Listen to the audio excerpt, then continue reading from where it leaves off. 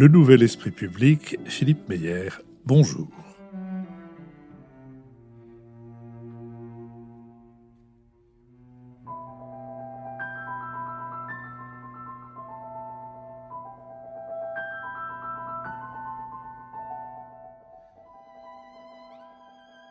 Bonjour, merci de nous avoir rejoints pour ce Nouvel Esprit Public au cours duquel nous allons tenter d'éclairer certains aspects de l'actualité. Nous le ferons avec David Jays, essayiste et enseignant à Sciences Po, avec Lucille Schmitt, membre du comité de rédaction de la revue Esprit, et avec Lionel Zinsou, ancien Premier ministre du Bénin et président de la fondation Terra Nova. Nous sommes partenaires de l'hebdomadaire Le 1, dont le dernier numéro est intitulé « Souverainisme, le grand retour ». Ce numéro est introduit ainsi « Dépendance vis-à-vis de l'industrie chinoise, peurs et inquiétudes nourries par les variants étrangers souvent venus des pays émergents. Le cocktail souverainiste a repris des couleurs face à ces menaces, mais cette idéologie, qui s'apparente à une forme de protectionnisme, n'a pas attendu l'explosion planétaire du Covid pour se manifester face à une mondialisation dont les effets sont de plus en plus perçus comme inégalitaires. Mais de quoi parle-t-on au juste quand on brandit ce mot de souverainiste qui recrute et qui divise aussi bien à droite qu'à gauche ?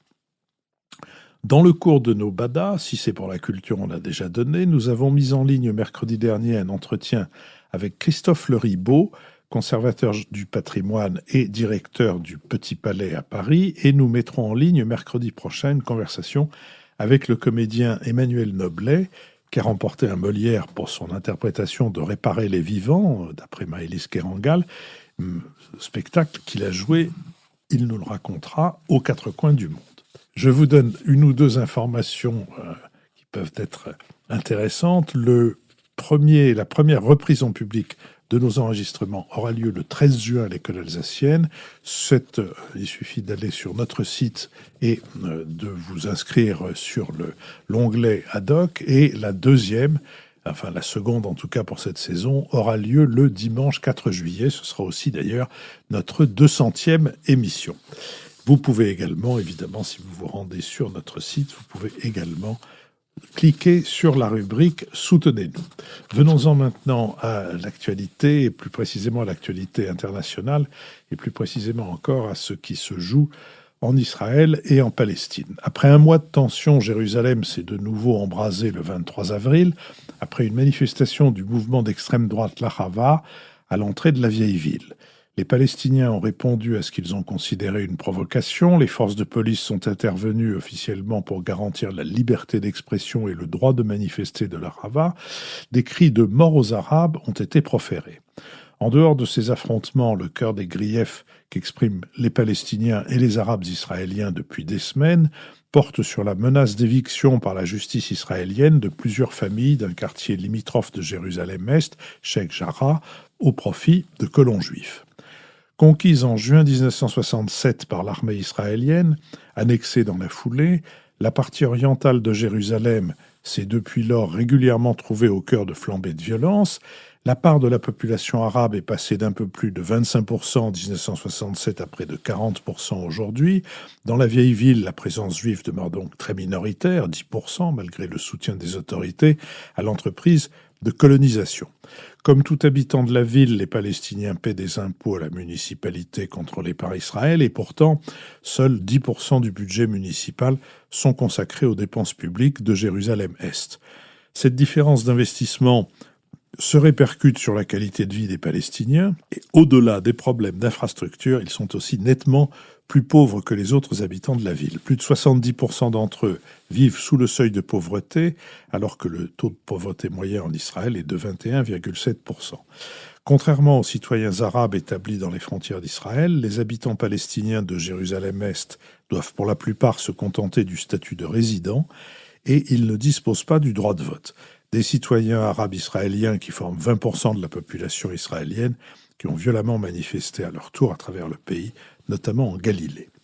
Washington, les Nations Unies, la Jordanie, gardienne des lieux saints, mais aussi des monarchies arabes, le Qatar et le nouvel allié émirati ont fait pression sur Israël pour qu'il tempère des opérations policières démesurées ces derniers jours. Lundi, la Cour suprême israélienne a reporté sa décision quant aux expulsions dans le quartier de Rejara et la police a interdit aux ultranationalistes l'accès à l'esplanade des mosquées, puis à la porte de Damas, alors que chaque année ils s'y rendent.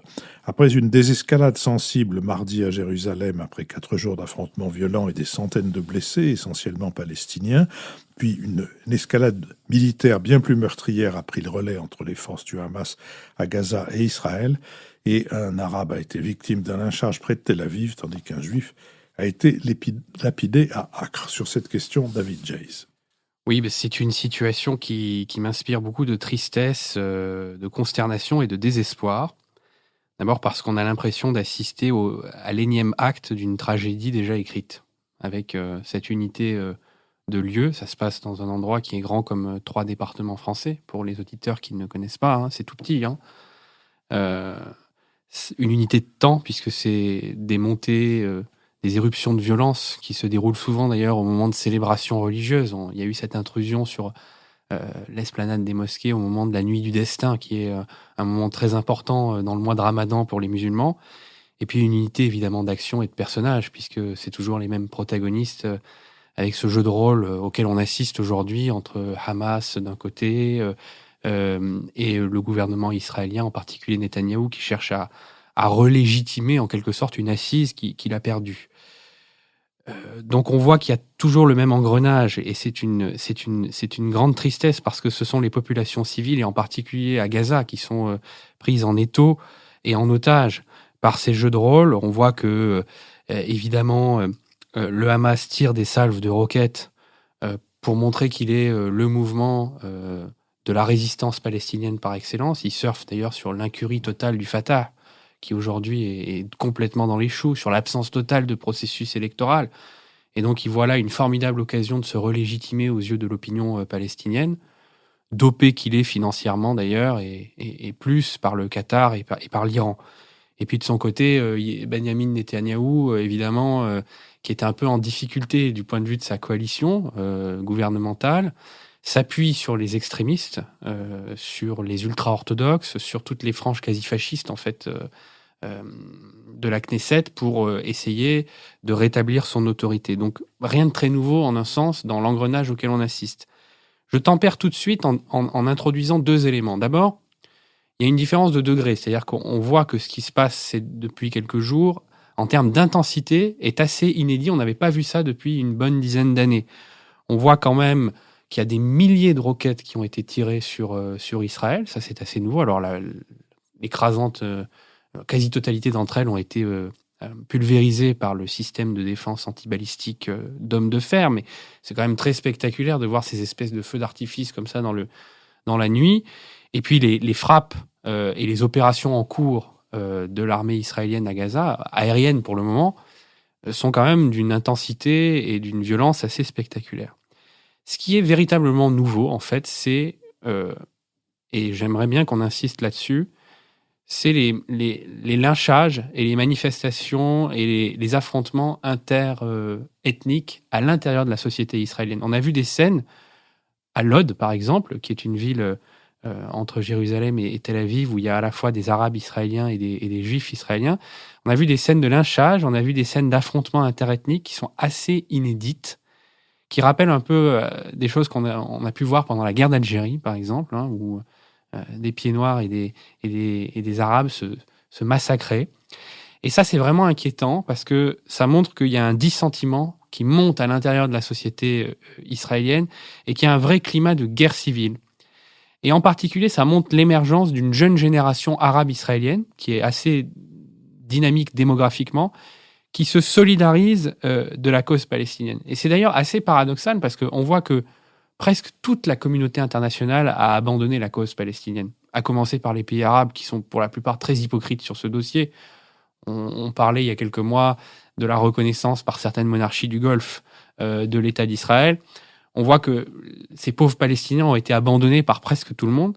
En revanche, à l'intérieur de la société israélienne, on a une conscience arabe israélienne qui est en train d'émerger et qui, moi, en un sens, me donne de l'espoir parce que ça veut dire qu'il y a une politisation et qu'il y aura peut-être des solutions qui viendront de l'intérieur de la société. Mais en même temps, c'est une course de vitesse qui s'engage parce qu'on voit que la colonisation israélienne a grignoté depuis 1967 petit à petit toutes les terres palestiniennes. Aujourd'hui, l'autorité palestinienne est réduite aux acquêts. Hein. Il y a quelques petits morceaux de gruyère en Cisjordanie et puis il y a cette bande de Gaza qui est aux mains du Hamas. Mais Israël a étendu son emprise. Et donc, la solution à deux États, qu'on a beaucoup évoquée dans les années 2000, n'a plus aucun sens aujourd'hui. Elle n'a plus aucun sens. On va vers la solution de l'État binational. Simplement, compte tenu des rapports de force et de l'état d'esprit des protagonistes, ma crainte, c'est que ce soit un État binational d'apartheid durable. Et donc, l'émergence d'une conscience politique à l'intérieur de la société arabe israélienne, qui est vraiment clé, est intéressante parce que ça peut dessiner les termes d'une revendication politique pour un État de droit binational. Mais là, je rêve peut-être à ciel ouvert et il faudra attendre des années avant de voir quelque chose en ce sens. Lucille Schmitt. Oui, ce que dit David est très intéressant parce que, au fond, il y a une forme d'hypocrisie dans le fait de continuer à dire qu'il faut qu'il y ait deux États. Et effectivement, l'espèce de colonisation immobilière qui a été menée assez systématiquement, je dirais avec au moins l'accord implicite, sinon explicite, des différents gouvernements israéliens, rend impossible en termes de mitage en fait géographique le fait de pouvoir organiser géographiquement deux États. David a tout à fait raison là-dessus. La deuxième chose, c'est par rapport à la conscience qui émerge chez ces jeunes Palestiniens, chez ces jeunes hommes. Quand on regarde les images de ce qui se passe maintenant depuis 10-15 jours, c'est assez effrayant. C'est-à-dire qu'on voit de part et d'autre, en fait, des jeunes hommes, d'un côté juif, de l'autre côté arabe, qui sont en train de s'affronter avec, par ailleurs, des policiers israéliens lourdement casqués, pour se défendre certes, mais qui aussi foncent dans la foule de ces jeunes Palestiniens avec une détermination assez effrayante. On a vu aussi les images d'une policière israélienne qui, je dirais pas qu'elle s'en prenait, mais en tout cas, elle repoussait assez fortement une femme voilée arabe. Et donc, effectivement, ces images, en dehors je dirais, de toute forme de théorisation ou de projection géopolitique, sont assez terribles, humainement. Mais en tout cas, ce qui apparaît, c'est qu'effectivement, il y a une politisation croissante, mais qu'elle ne trouve pas, il me semble-t-il, son débouché dans les institutions israéliennes actuelles, parce qu'on le sait, ce sont des institutions qui sont gouvernées par une proportionnelle intégrale, que depuis 2 ans, il y a eu 4 fois des élections législatives, que Benyamin Netanyahou n'a pas réussi à former un gouvernement, et du coup, c'est son principal rival qui se trouve aujourd'hui en charge de le faire depuis le début du mois de mai. Il a 28 jours pour le faire. Arrivera-t-il à le faire alors même que ces événements radicalisent les choses et que pour réussir à gouverner, il doit former une coalition hétéroclite qui aurait pu aller jusqu'à un parti islamiste modéré, et que là, on voit assez mal comment ça peut se passer. Et donc, ce que nous voyons à travers ce jeu d'acteurs dont parlait David, c'est qu'au fond, il y a certains acteurs qui ont intérêt à la politique du pire. Est-ce que Benyamin Netanyahou n'y a pas intérêt pour rester au pouvoir? Est-ce que le Hamas n'y a pas intérêt pour prétendre représenter la cause palestinienne, alors même que ce qui se passe à Jérusalem montre qu'il a couru après les événements par rapport à ce qui se passait à Sheikh Jarrah? Donc on est dans une situation où les acteurs politiques manquent à cette politisation. Et puis j'ajouterais peut-être une dernière chose, pour ne pas être trop longue, c'est la question de la communauté internationale. Il est clair que Joe Biden n'a pas remis en cause ce qu'avait décrété Donald Trump sur le fait de reconnaître Jérusalem comme la capitale de l'État d'Israël. Il est clair aussi que les États-Unis n'ont pas envie de se réimpliquer en Israël. Y seront-ils contraints? Il est clair également que l'Union européenne n'a jamais eu les moyens de son ambition humanitaire et politique sur ce sujet. Et enfin, comme le disait David, en signant les accords d'Abraham, un certain nombre de pays arabes ont en fait démontré que pour eux, la cause palestinienne était une cause perdue. Ce qu'il manque, évidemment, et de manière très forte, ça a été dit par différents spécialistes, c'est une implication internationale plus forte, parce que les gouvernements israéliens ont toujours regardé de très près comment la communauté internationale réagissait par rapport à ces violences. Et nous sommes dans un État qui n'est pas un État comme les autres. Ce n'est pas un État, c'est un État qui a été décidé de manière volontaire. C'est un État sur lequel il me semble que la communauté internationale a un devoir de se pencher. On ne peut pas laisser ces violences continuer. Lionel Zinsou.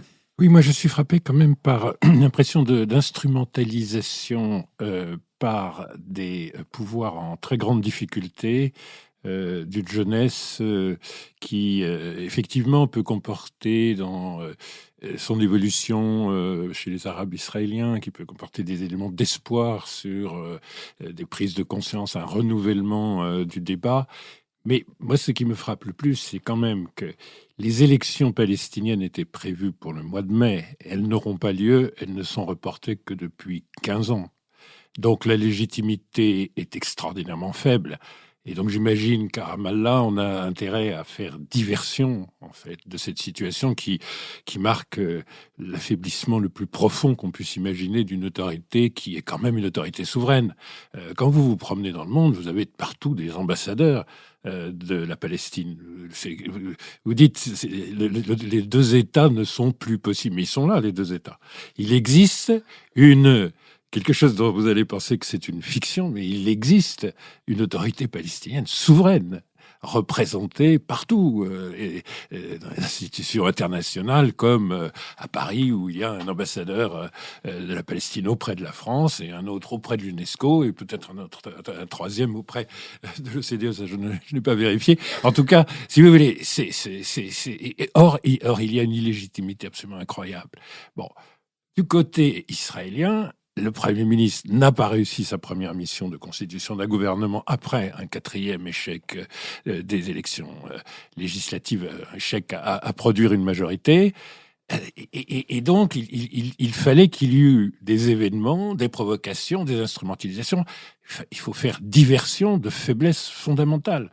Et donc, moi, quand je vois les images, tout est symbolique et tout est provocation. Quand vous faites rentrer dans une des journées, des nuits les plus symboliques d'un point de vue spirituel, des troupes armées dans un des lieux de culte mondiaux, du patrimoine de l'humanité, ouvert d'une certaine manière à toutes les formes d'islam. Donc, vous allez au plus sacré et vous y allez casqué, botté, armé dans ce lieu de culte.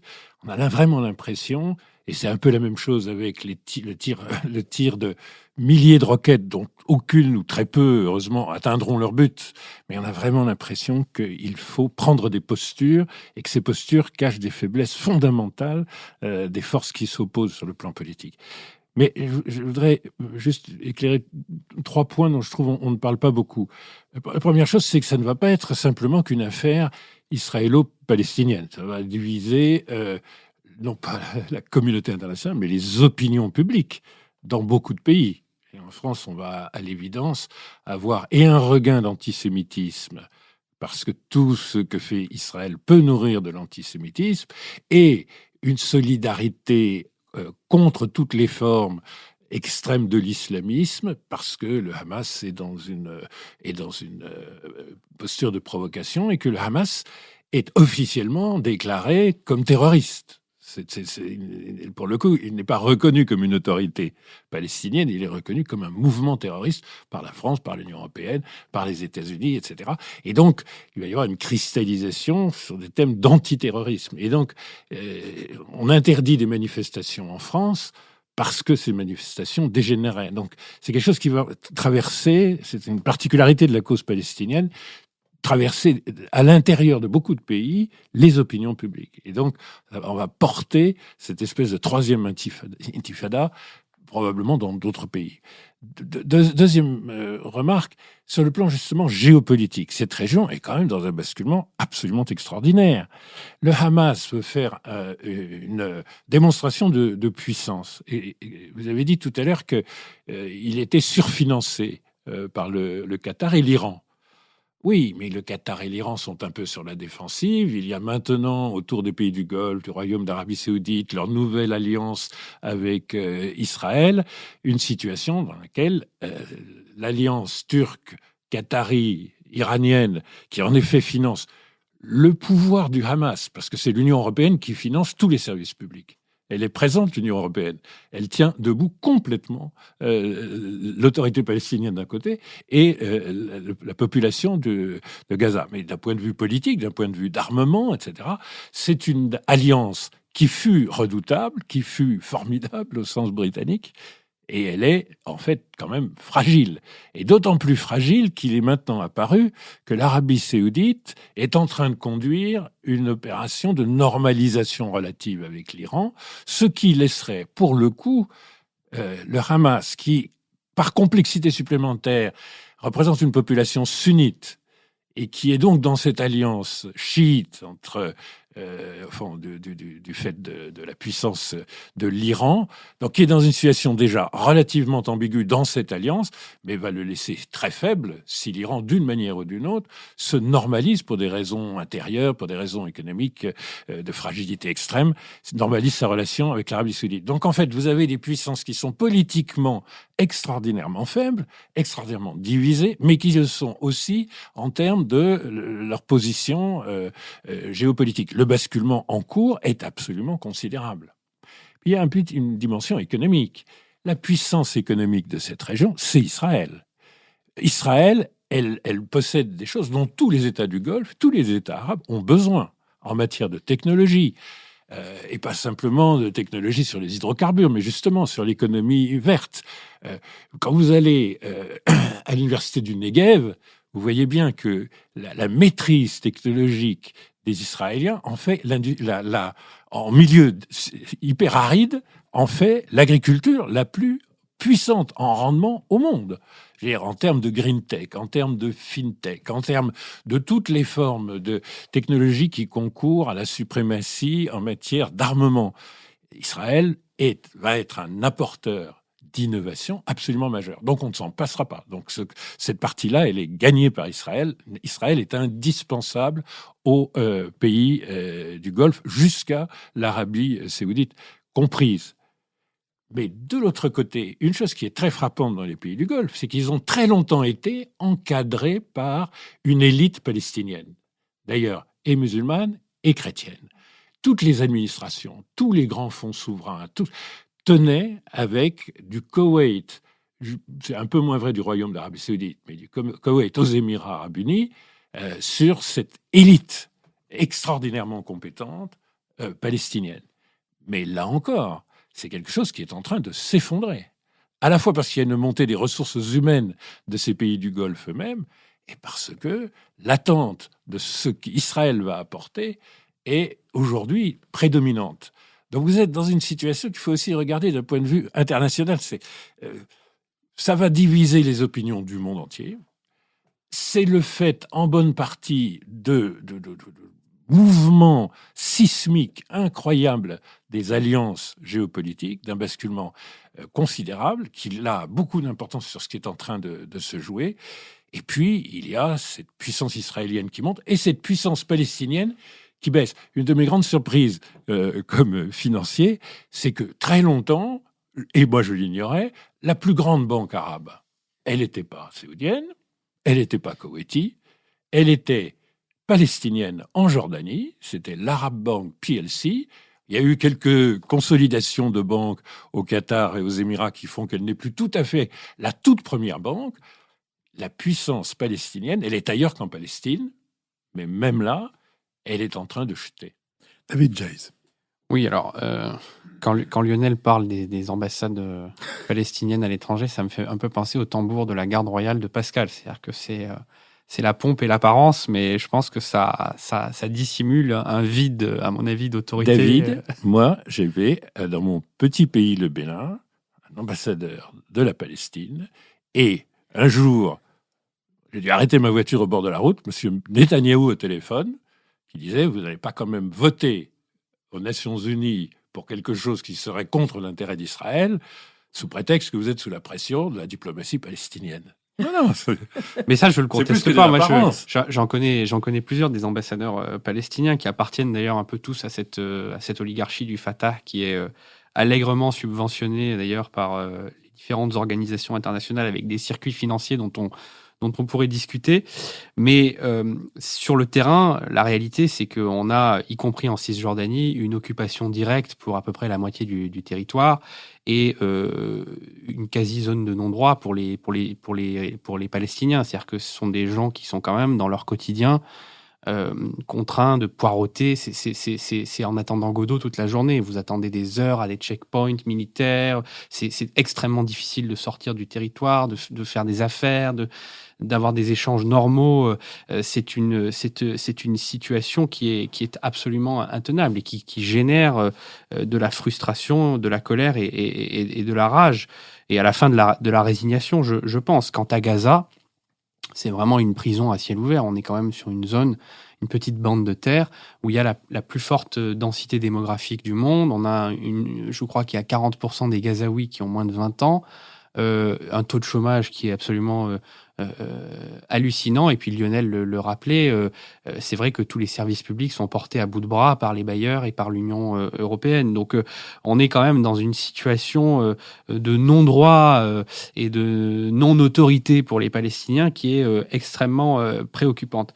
Ensuite, moi, je souscris aussi à ce qu'a dit Lionel sur le renversement d'alliance qui est très spectaculaire. C'est vrai que pendant longtemps, la diaspora palestinienne, grâce à l'excellence de sa formation, de son réseau, le disputait à la diaspora libanaise d'ailleurs dans l'encadrement des élites du Golfe. Et il y a un vrai changement depuis un certain nombre d'années qui est lié aussi au fait que les pays du Golfe ont fabriqué leurs propres élites, soit parce que ils ont envoyé des gens se former à Harvard ou à Oxford, soit parce qu'ils ont formé les gens eux-mêmes. Mohamed Ben Salman est une bonne illustration de cette nouvelle génération dans le Golfe, formée sur place, mais relativement compétente et capable de prendre en main les rênes du pays.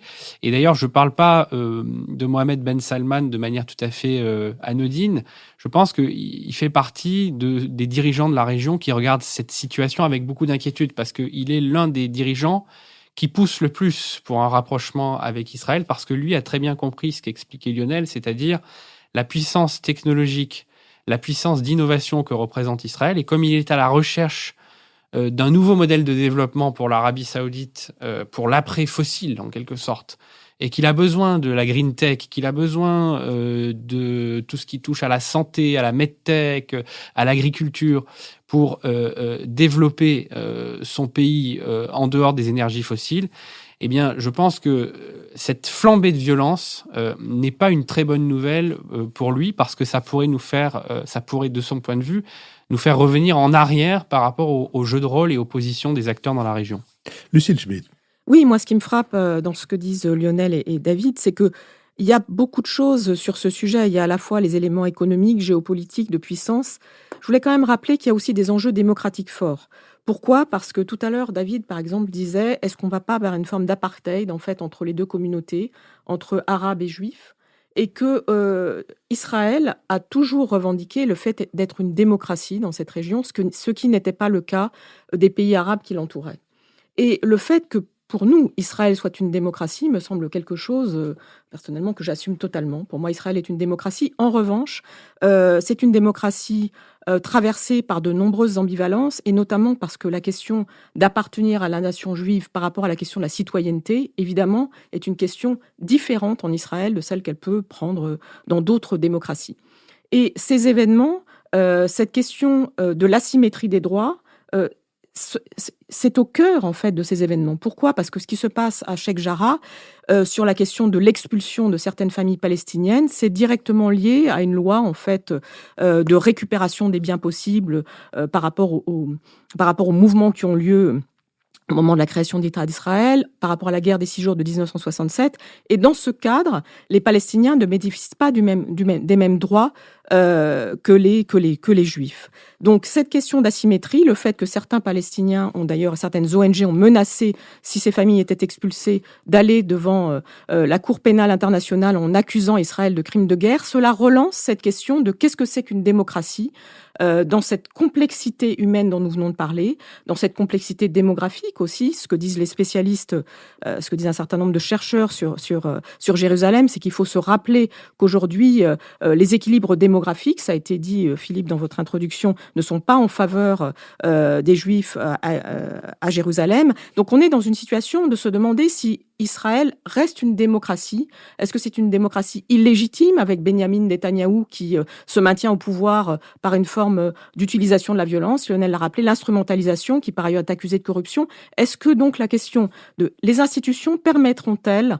de refléter, de représenter correctement cette société avec ses nombreux tiraillements, ou va-t-on vers une forme de coexistence non pacifique entre communautés ? Ça, c'est un point important.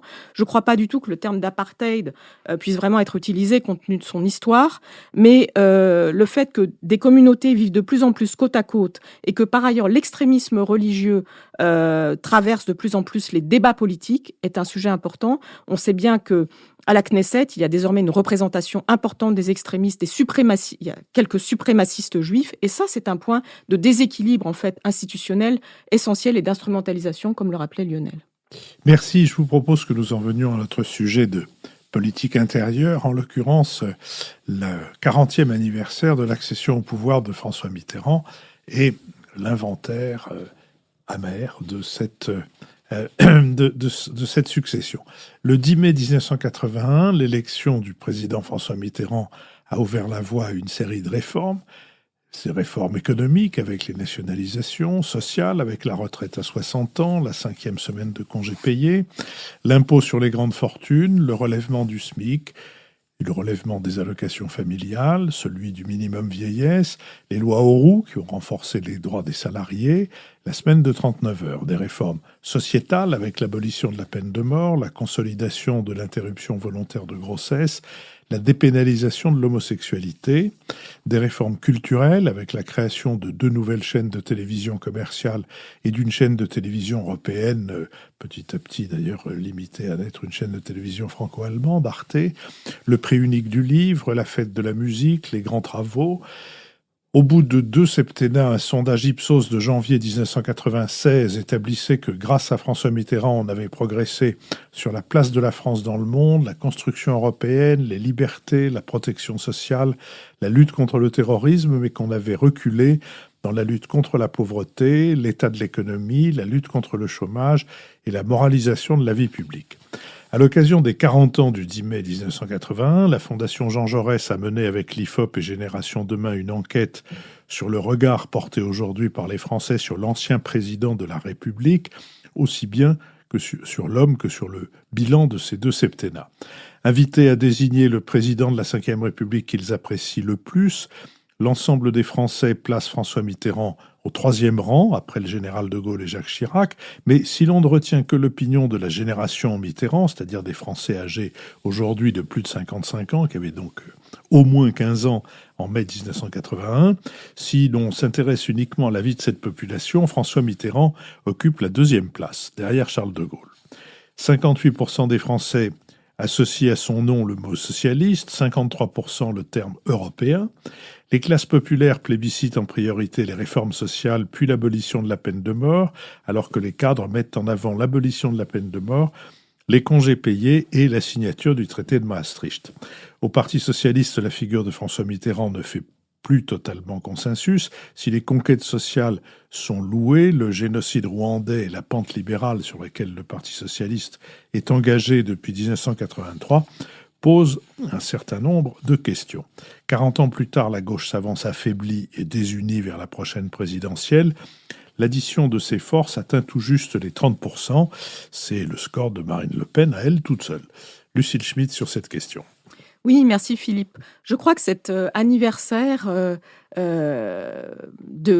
10 mai 1981 soulève toute une série de questions et que ce qui est assez frappant, c'est que la gauche actuelle et les héritiers de François Mitterrand, en tout cas ceux qui dirigent le Parti socialiste, les ont abordés en ordre dispersé. Moi, j'ai été très marquée par le fait qu'Olivier Faure, qui dirige aujourd'hui le Parti socialiste, n'ait pas souhaité commémorer ce 40e anniversaire et qu'il ait préféré aller à une marche pour le climat à Paris, avec Jean-Luc Mélenchon, qui aussi avait très bien connu François Mitterrand. Donc la question de l'héritage de François Mitterrand fait débat au sein de la gauche, et ça c'est un point qui me semble essentiel à souligner. Pourquoi est-ce qu'elle fait débat au sein de la gauche ? Pour différentes questions. La première question, c'est que Mitterrand était-il de gauche ?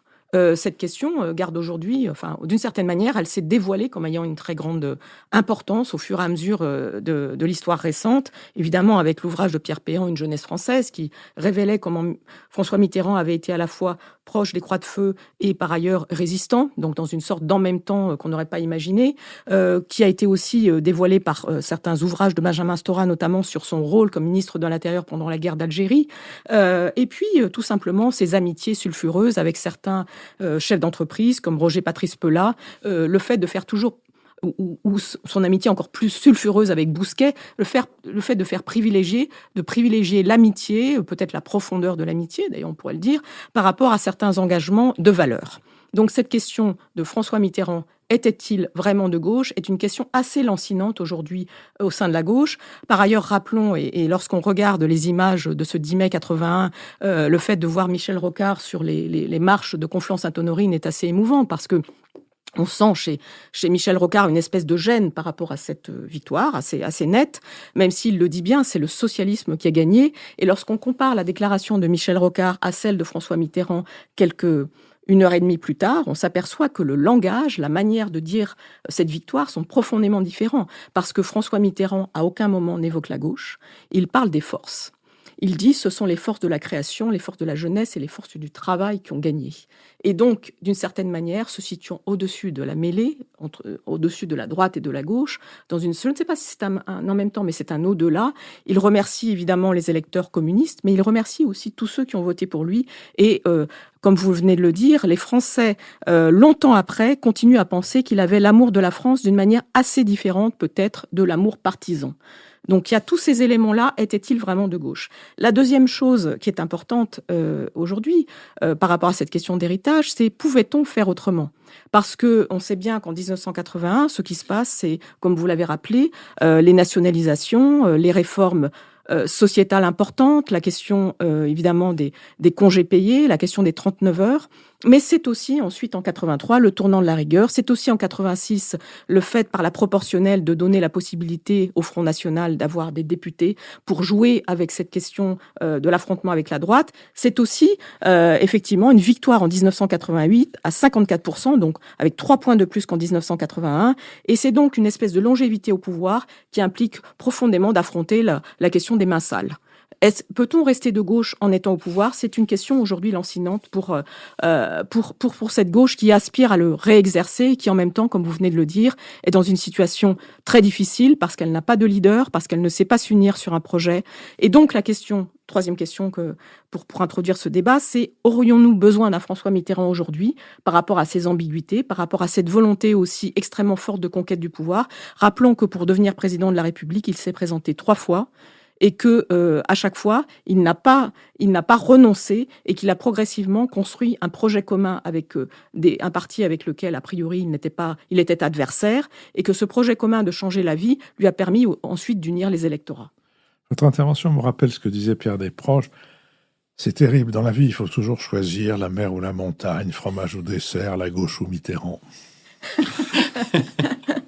David Jace, qui n'était pas né quand François Mitterrand est arrivé au pouvoir. Vous faites bien de le rappeler parce que justement, en n'étant pas né à ce moment-là, j'ai peut-être pas la même charge affective que mes parents qui, eux, étaient des militants socialistes et qui ont évidemment, comme des millions de Français, vécu cette élection comme un moment un peu extraordinaire. Alors, il y a eu des caricatures, on parlait du passage de l'ombre à la lumière, mais ce qui est certain, c'est que il y a une dimension symbolique et affective qui explique que ça résonne médiatiquement 40 ans après, qui est liée au fait qu'une partie de la population, presque 50%, puisqu'on était en quasi bipartisme dans ce moment-là de la Ve République, quasiment 50% de la population, si on totalise les voix communistes et les voix socialistes, accèdent à un pouvoir qui leur avait été dénié depuis les origines de la Ve République. Donc c'est quand même un moment important, parce que c'est ce que le sociologue Henri Mandras a appelé le moment de stabilisation de la Ve République. Je rappelle que cette stabilisation n'était pas évidente. Le Parti communiste était quand même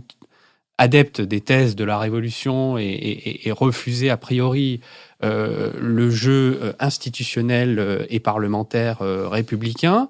On avait quand même un François Mitterrand qui avait écrit le coup d'État permanent et qui s'était inscrit en faux contre les monarchiques. Disait-il à ce moment-là de la Ve République, et puis lorsqu'il a été élu, en revanche, là, c'est coulé parfaitement dans le moule de la monarchie républicaine, avec d'ailleurs une aisance que certains ont pu lui reprocher. Donc la charge symbolique, je la comprends bien. Après, je pense qu'il y a une ambivalence dans ces commémorations, ces 40 ans du 10 mai 81, et je pense qu'il faut essayer de regarder pourquoi ça résonne autant et pourquoi, à mon sens, on pourrait être un peu plus critique. Alors pourquoi ça résonne autant ? Je pense que ça résonne autant, en particulier pour ce court laps de temps entre 80 et 83, durant lequel, avec beaucoup de dégâts et de cassés d'ailleurs, on a essayé, peut-être pour la dernière fois dans l'histoire de notre pays, de faire une autre politique. C'est-à-dire que quand on regarde les mesures et les réformes qui sont mises en œuvre dès 1980, lorsque la gauche arrive au pouvoir, c'est la dernière fois, pour 50 ans, qu'on tente une politique ambitieuse, avec à la fois des nationalisations. C'était il y a 40 ans, on a quand même une quantité d'entreprises qui sont nationalisées, qui est absolument spectaculaire, des établissements bancaires, des grands conglomérats industriels, dans la chimie, dans l'énergie. Et ces entreprises, elles ne sont pas nationalisées pour le plaisir de nationaliser, elles sont nationalisées parce qu'on fait le même diagnostic qu'en 1945, c'est-à-dire que le patronat français est trop malthusien, il n'y a pas assez de capitaux, il n'y a pas assez de liquidités. Vous savez, on parle souvent du capitalisme français comme d'un capitalisme sans capital.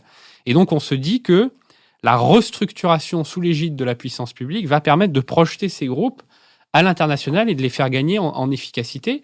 Il y a eu des succès et il y a eu des échecs. On pourra peut-être revenir là-dessus. Deuxième dimension importante, c'est le retour de la planification. Michel Rocard, en 1981, il hérite d'un ministère de la planification et de l'aménagement du territoire, avec là encore une volonté de reprendre les fondamentaux de ce qu'avait fait Jean Monnet après la Libération, avec le premier plan de modernisation et d'équipement. Donc là, on a des paramètres qui sont intéressants. Là où le bas a blessé sur le plan économique, à mon sens, c'est plutôt sur la politique de relance. C'est-à-dire qu'on a une politique de relance qui intervient dans une conjoncture internationale extrêmement dégradée, avec un Paul Volcker à la tête de la Federal Reserve qui fait une politique monétaire très restrictive pour casser l'inflation, avec Thatcher qui a été élu au Royaume-Uni, avec une Allemagne qui s'engage aussi dans une désinflation compétitive. Et donc, la relance, en particulier par la consommation, elle va surtout subventionner l'industrie étrangère.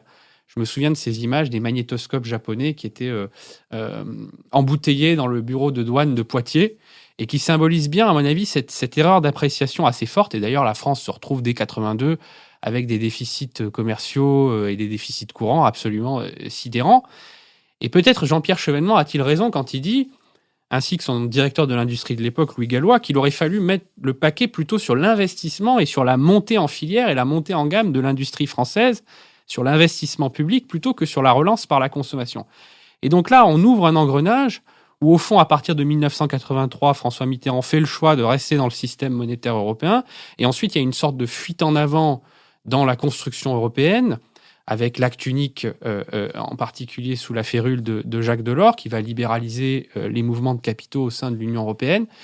Et petit à petit, au fond, le programme de 81, qui ressemblait un peu au programme de la Libération, en fait, nationalisation, planification, relance, il va être démantelé au profit d'une espèce de construction européenne, de déréglementation, de financiarisation de l'économie, avec une jambe sociale toujours. C'est-à-dire qu'en fait, on a gardé ce que Nicolas Bavrez dit assez bien dans son article de cette semaine. On a gardé la jambe sociale du modèle, on a continué à faire de la redistribution pour compenser les perdants d'ailleurs de ces restructurations industrielles et de cette nouvelle donne économique, mais on a complètement abdiqué la partie offre, la partie montée en gamme, la partie productive. Et le résultat, c'est quand même qu'on a jeté les bases d'une désindustrialisation qui a été quand même une saignée pendant 30 ans. Et au fond, le débat économique des années 90 et des années 2000, il s'est un peu cristallisé autour de la compétitivité, les baisses de charges, des mesures défensives. Et on n'a plus jamais retrouvé cette espèce d'imagination qu'on a eue entre 80 et 83. Et je trouve que c'est un peu dommage parce que c'est un peu à partir de ce moment-là aussi que la France a commencé son déclin industriel et a commencé le déclin de son modèle. Lionel Zinsou. Écoutez, alors moi, je crains que François Mitterrand, écoutant David et même un peu Lucile, se retourne dans sa tombe. L'idée on peut lui opposer la désinflation compétitive, la réduction des ambitions de la politique de l'offre, et que c'est ça la trace qu'il a laissée dans les esprits les plus éclairés, notamment ceux qui, n'étant pas nés, ont fait au fond de nombreuses lectures et ont retenu qu'il était quand même un peu faible du point de vue de la politique industrielle. Ça doit être quand même une grande déception après une vie de grands combats, de résistance, de combat pour sauver l'Algérie française. Ça, c'est un petit peu, effectivement, un petit peu singulier. De destruction du Parti communiste, qui est quand même, tout de même, c'est quand même c'est une geste historique considérable.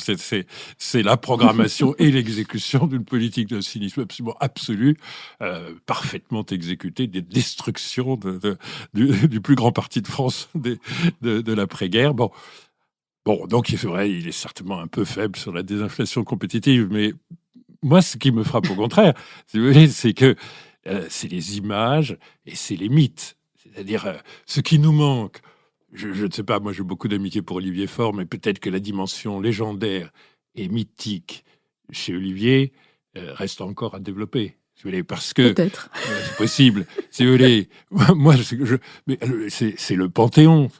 C'est La rose. c'est la rose sur la tombe de Jaurès. C'est-à-dire, qui est-ce qui commence avec cette manifestation gigantesque où il est tout seul devant, une attention extraordinaire à être toujours tout seul devant. Il faut quand même que ça soit très clair. Mais les gens Monsieur Filiou, Monsieur Lang, qui sont manifestement très, ce qui est normal, emportés de joie ce jour-là, mais ils sont quand même assez loin derrière, parce que les apparences, ça compte.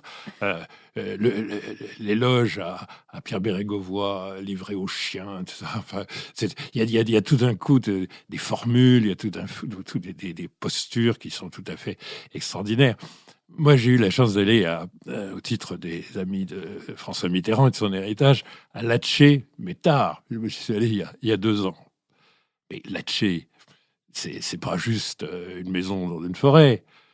Ça a la même puissance, mais beaucoup plus réussi que le hameau de Marie-Antoinette à Versailles. C'est-à-dire, c'est toute une série de symboles. Bon, la maison est extrêmement jolie, la forêt est extrêmement jolie, tout ça est en fait beaucoup plus aristocratique que rustique. Bon, mais c'est évidemment travaillé d'une façon extraordinaire, quoi. C'est encore une fois, tout était signe. Puis il y a le styliste. C'est quand même quelqu'un qui écrivait des choses extraordinaires. Alors, David nous parle de désinflation compétitive. Et Lucide nous dit il insistait sur les forces. Oui, enfin, sur les forces de l'esprit. C'est-à-dire quelqu'un qui quitte ses fonctions et qui ne se lève pas simplement en disant au revoir et en s'éloignant, ce qui était déjà quand même très réussi chez son prédécesseur, mais qui vous explique que désormais, on va rentrer en communication post-mortem, parce qu'il sera toujours là, mais il est toujours là, c'est quand même frappant, il est toujours là dans l'imaginaire.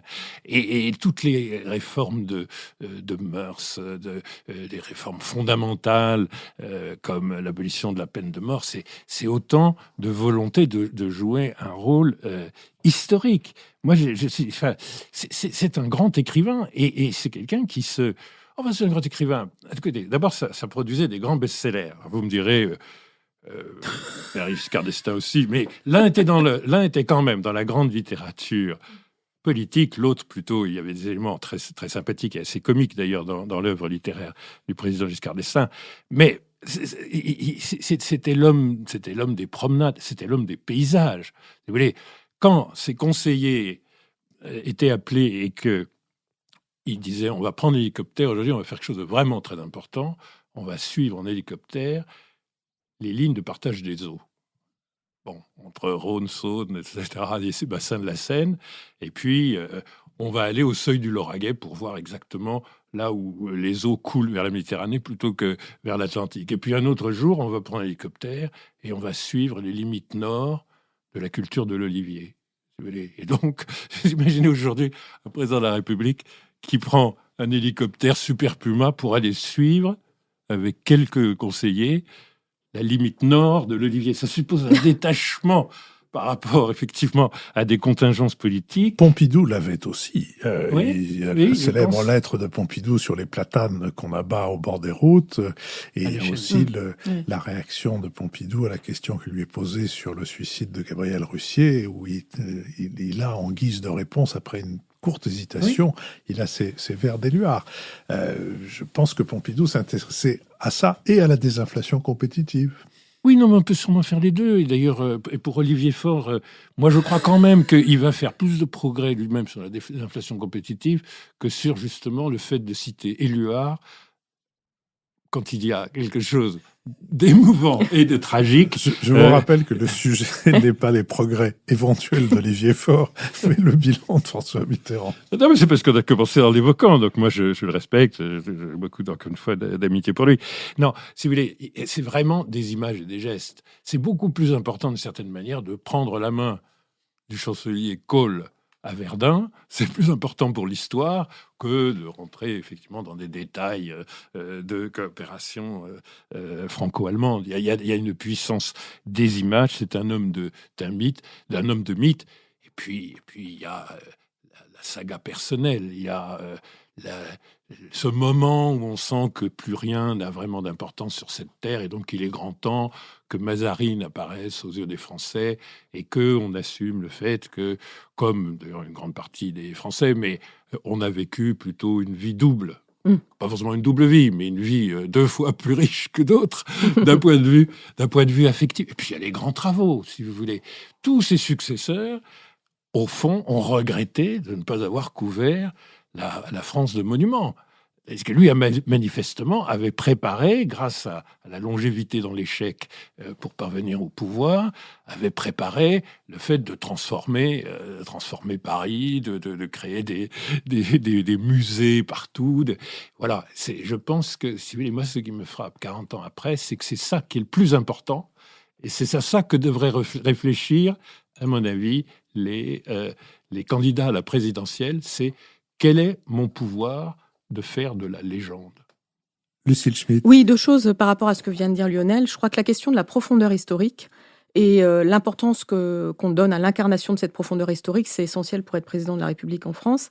Mais ce qui est intéressant, c'est que cette profondeur historique, on l'acquiert par le goût du secret et que cette question de pouvoir dissimuler ou pas, en tout cas de ne pas exposer qui on est en permanence, est posée différemment aujourd'hui avec les réseaux sociaux, avec l'obsession de la transparence. Et on voit bien aussi le souvenir, au fond, de François Mitterrand. C'est quelqu'un qui pouvait nous convaincre qu'il était dans la profondeur, au-dessus de nous, et que nous ne savions pas tout de lui. Et je pense que cette question-là, elle est posée aujourd'hui en termes d'accession au pouvoir et de culture du pouvoir pour la gauche, qui aujourd'hui joue beaucoup la question éthique et la transparence, alors même que affronter l'exercice du pouvoir, c'est évidemment affronter la complexité, les ambivalences, les compromis, etc. Donc je crois que c'est une question sur l'accession au pouvoir qui est vraiment essentielle et que François Mitterrand... Et puis un deuxième truc par rapport à David, puisqu'il nous a dit qu'il était au fond d'une autre génération. Il y a un roman de Serge Joncour qui s'appelle Nature humaine, qui raconte l'accession au pouvoir de François Mitterrand. Et ce qui est très intéressant, c'est qu'il passionne les jeunes. C'est-à-dire que la question de comment autrefois la politique était romanesque et comment aujourd'hui elle n'est plus romanesque est quelque chose qui aujourd'hui intéresse énormément la jeunesse. Ah oui, je soutiens la référence de Lucille à ce roman de Serge Joncour. David Jaïs. Alors je vais rassurer Lionel en lui disant que je suis aussi évidemment très sensible aux aspects légendaires et même stylistiques de l'homme François Mitterrand. D'ailleurs, Lionel est très français dans sa réflexion, parce que si les Français adulent à ce point Mitterrand en le mettant deuxième après De Gaulle dans leur panthéon personnel... C'est les gens de gauche. Ce sont les gens de gauche qui le mettent deuxième, les autres le mettent troisième. Mais je pense que c'est très lié au fait qu'il avait cet art, justement, de la mise en scène, du secret et du style, et ce côté un peu magicien. Et d'ailleurs, Chevènement raconte une anecdote amusante. Il dit, lorsque Mitterrand s'était exprimé pour clôturer les assises de la recherche, Chevènement avait décidé d'une augmentation des crédits dans l'astronomie, et Mitterrand avait dit, nous allons augmenter substantiellement les crédits de l'astrologie. Et après quoi, il était allé voir Elisabeth Tessier. Effet garanti dans la salle. Mais comme l'a dit Philippe, moi je pense que c'est bien d'arriver à avoir à la fois effectivement la légende et puis le modèle français. Et pour moi, ce sont quand même des années très ambivalentes, parce qu'il y a cette tentative d'une autre politique et en même temps un peu rattrapée par la réalité et par le manque d'imagination. Et ensuite, le début d'une fuite en avant qui n'a pas cessé depuis. En fait, c'est pas une question de gauche, c'est pas une question de droite, c'est pour moi une espèce de déliquescence progressive du modèle français et d'une incapacité à en reforger un autre, peut-être ajusté aux nouveaux défis du temps. Les nouveaux défis du temps, c'est la mondialisation, bien sûr. Je crois que la claque, en fait, c'est que les socialistes arrivent avec un programme de relance dans un seul pays et que le monde avait changé. Mais c'est aussi le changement climatique. Et j'espère que ceux qui se réclament de Mitterrand, la gauche, les écologistes, seront capables de fabriquer les ingrédients d'une politique qui soit à la fois de transformation sociale et en même temps qui tienne compte du monde dans lequel nous vivons aujourd'hui. En ce qui me concerne, pour dire les choses sous la forme de littérature. Je ne fais pas partie de l'association des amis de François Mitterrand. Je ne suis pas à jour de mes cotisations. Mais je suis frappé, vous parlez du mythe les uns les autres, je suis frappé par la capacité d'un certain nombre de gens à fabriquer du mythe sur des choses qui n'existent pas. Par exemple, il est question de la libération des ondes et de la distance prise entre le pouvoir et les radios d'État. Moi, j'y étais dans les radios d'État à ce moment-là. J'ai vu arriver, sur ordre de l'Élysée, des journalistes qui étaient là parce qu'ils avaient une carte politique, et notamment des journalistes communistes. Il y en est arrivé, si je me souviens bien, 4 à France 2 qui avaient été envoyés directement via Georges Filiou. Et quant à Radio France, et notamment à France Inter, on en a vu arriver des gens, d'ailleurs beaucoup d'entre eux venaient montrer leur carte, soit d'un syndicat, soit plutôt du Parti socialiste, pour demander et obtenir des promotions qui se sont traduites d'ailleurs souvent par des catastrophes à l'antenne, telles qu'il a fallu ensuite les prier de continuer à toucher leur salaire, mais sans rien faire. Quant à ce qui s'est passé avec la télévision, je veux dire, il faut quand même se souvenir des conditions dans lesquelles a été créée la 5, dans les conditions dans lesquelles a été créée la 6, de M. Berlusconi arrivant avec la 5, ce qui en matière de conception de la télévision et d'utilité de la télévision dans l'alimentation des loisirs des Français est une chose. Mais il n'empêche, en dépit de tous ces événements et de bien d'autres que je pourrais citer, il semble que une partie des amis de François Mitterrand, en carte ou pas, arrive à faire circuler cette information qu'on trouvait selon laquelle François Mitterrand a libéré les ondes. Mais venons-en, car l'heure nous y pousse, à notre dernière séquence, la séquence des brèves. Je l'ouvrirai d'ailleurs à propos d'informations qu'on trouvait avec le livre du président de l'agence France-Presse qui s'appelle Fabrice Friess. Ça s'écrit F-R-I-E-S. Son livre publié aux éditions de l'Observatoire, ça s'intitule L'emprise du faux et se sous-intitule Désinformation, le temps du combat. Ce sous-titre qui est parfaitement justifié par le contenu du livre, qui recense en effet ce qu'il y a d'ancien et ce qu'il y a de nouveau dans la désinformation, qui analyse, je crois, de manière très juste ce pic de la désinformation qu'a été l'invasion du Capitole aux États-Unis et tout ce qui s'est passé autour, mais qui aussi propose un certain nombre de réformes, d'actions, de réformes sur les contenus, sur les producteurs et sur tout ce qui fait la mécanique de la désinformation. C'est donc Fabrice Friess, L'emprise du faux, aux éditions de l'Observatoire. Lucille Schmitt. Eh bien, écoutez, Philippe, moi j'ai envie de placer ma brève sous le signe de Romain Gary, qui est un auteur que j'aime beaucoup. Et il se trouve que la Revue des Deux Mondes, une fois n'est pas coutume, je vais faire la promotion d'une autre revue que la mienne, consacre un dossier assez passionnant en fait à cet écrivain ce mois-ci. Il y a notamment un texte de Myriam Anisimov, qui, vous savez, qui avait écrit une biographie de Romain Gary, qui s'appelle « Je me souviens » de Romain Gary, qui est absolument superbe. Il y a écrire pour un monde écologique. Et en fait, il y a quelque chose d'assez bouleversant. Je tiens à dire qu'il y a aussi un article dans ce numéro qui s'appelle « La France est-elle un pays communiste ?» qui fait écho à ce qu'on vient de dire et dont je ne partage pas totalement...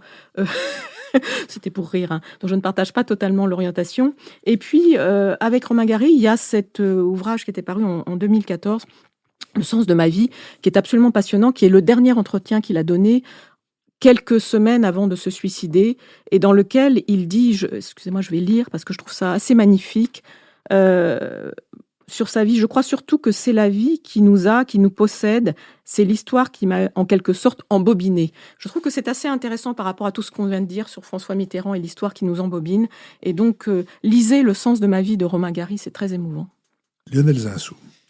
Moi, je recommanderais bien la lecture d'un essai d'Antoine Glaser, ce journaliste spécialisé sur les questions africaines, qui s'appelle le piège africain de Macron, et qui non seulement est une analyse, mais est aussi une longue interview du président Macron sur l'Afrique.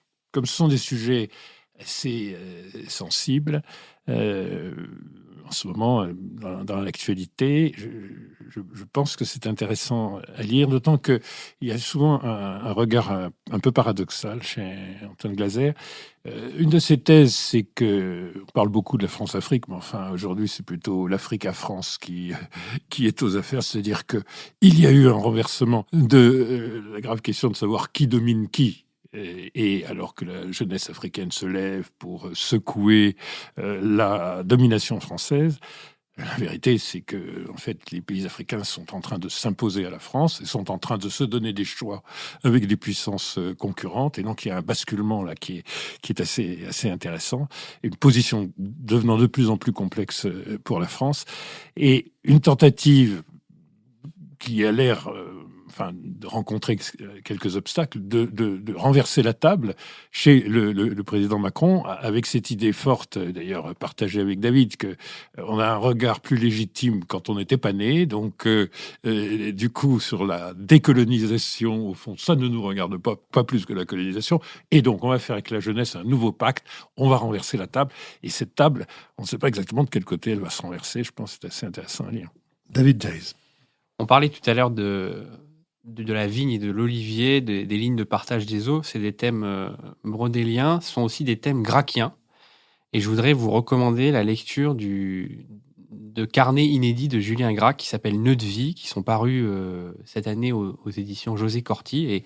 Et comme François Mitterrand, Julien Gracq était un grand promeneur. Et comme il était géographe de formation, il était très attentif à la beauté des paysages, et en particulier de ces bords de Loire qu'il connaissait bien.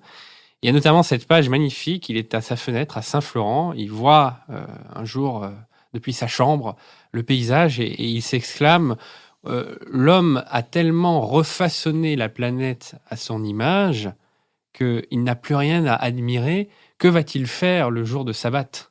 De quoi va-t-il se reposer ? Que va-t-il faire ?» Et c'est écrit dans les années 70, mais c'est magnifique parce que ça fait vraiment écho à ce qu'on appelle aujourd'hui l'anthropocène, c'est-à-dire l'idée que l'histoire et la nature sont entrées en collision l'une dans l'autre et que nous avons tellement refaçonné la Terre à notre image qu'on ne peut plus distinguer la nature de la civilisation.